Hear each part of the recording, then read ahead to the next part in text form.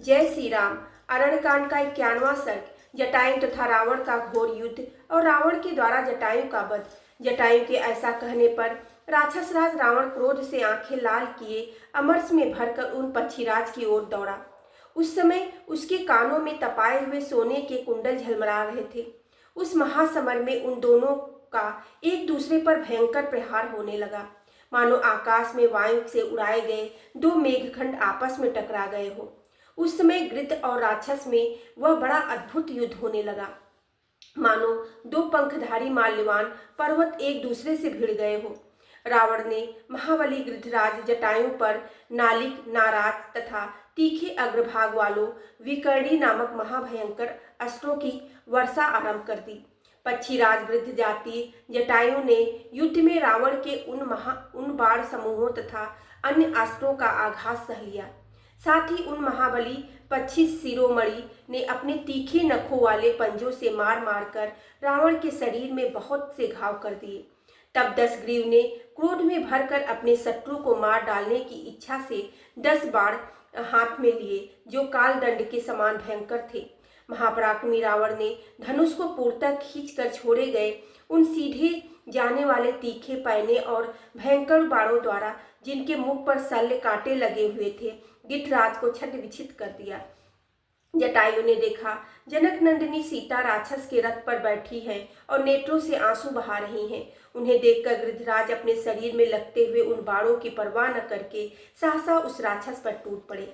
महातेजस्वी पक्षीराज जटायु ने मोती मणियों से विभूषित बाण सहित रावण के समूह को अपने दोनों पैरों से मार मार कर तोड़ दिया। फिर तो रावण क्रोध में भर गया और दूसरा धनुष हाथ में लेकर उसने सैकड़ों हजारों बाणों की छड़ी लगा दी। उस समय उस युद्ध स्थल में गृद्धराज के चारों ओर बाणों का जाल सा तन गया।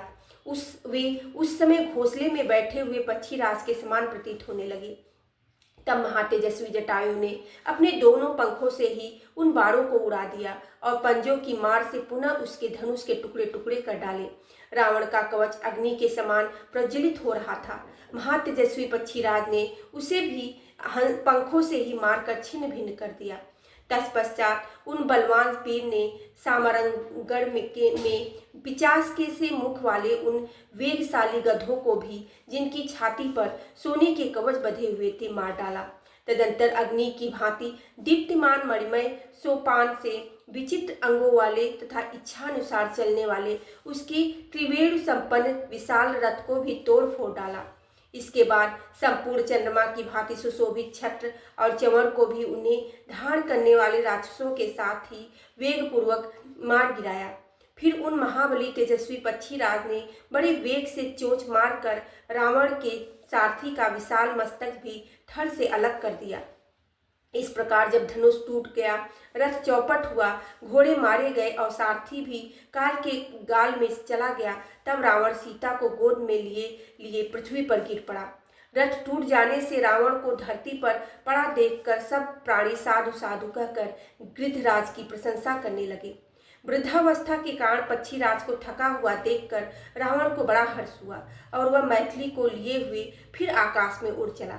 जनक किशोरी को गोद में लेकर जब रावण प्रसन्नता पूर्वक जाने लगा, उस समय उसके अन्य सब साधन जो नष्ट हो गए थे, किंतु एक तलवार उसके पास शेष रह गई थी। उसे जाते देख महातेजस्वी गृद्धराज जटायु उड़कर रावण की ओर दौड़े और उसे रोककर इस प्रकार बोले, मंदबुद्धि रावण, जिनके बाणों का स्पर वज्र के समान है, उन श्री राम की इस धर्म पत्नी सीता को तुम अवश्य राक्षसों के वध के लिए ही लिए जा रहे हो। जैसे प्यासा मनुष्य जल पी रहा हो, उसी प्रकार तुम मित्र, बंधु, मंत्री, सेना तथा परिवार सहित यह विष पान कर रहे हो। अपने कर्मों का परिणाम न जानने वाले अज्ञानी जन जैसे शीघ्र ही नष्ट हो जाते हैं, उसी प्रकार तुम भी विनाश के गर्त में गिरोगे।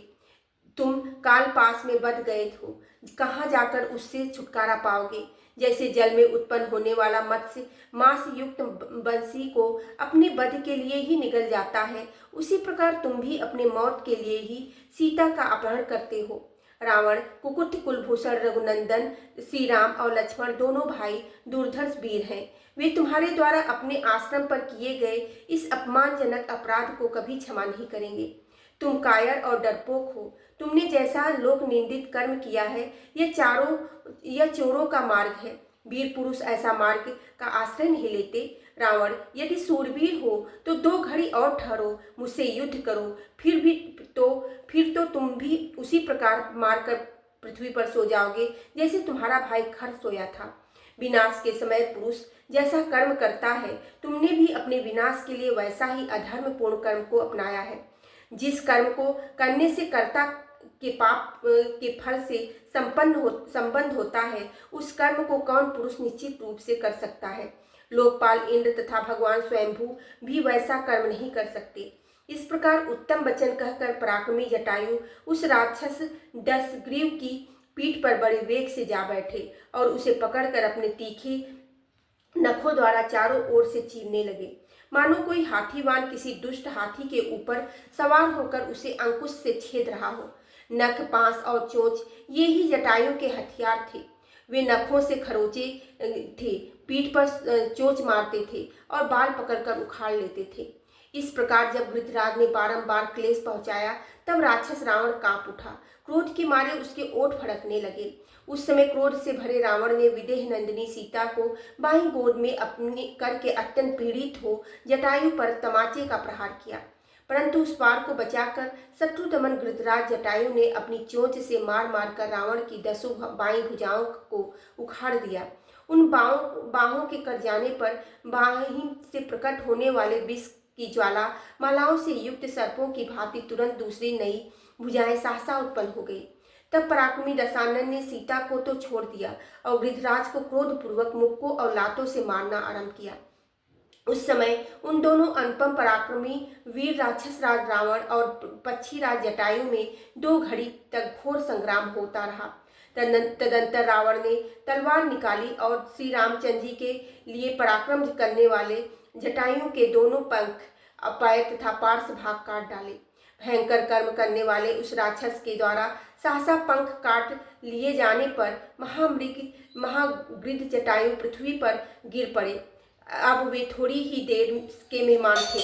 अपने बांधव के समान जटायु को खून से लथपथ होकर पृथ्वी पर पड़ा देख सीता दुख से व्याकुल हो उनकी ओर दौड़ी।